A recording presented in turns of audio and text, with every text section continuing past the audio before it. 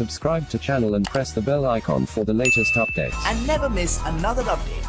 Hello dear visitor, in this video I am going to show you how to clear your YouTube previous history. First you need to sign in your email. First you need to sign in by your Google email, and then you can see on the left bar there have the library option, and on the down have the history, watch later and something more. Just click on the watch later option and you can see there have the history that previously I have seen the videos.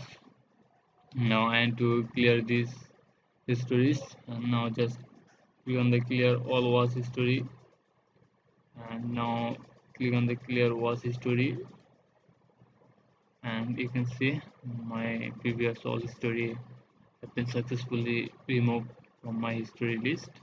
Thanks for watching my video.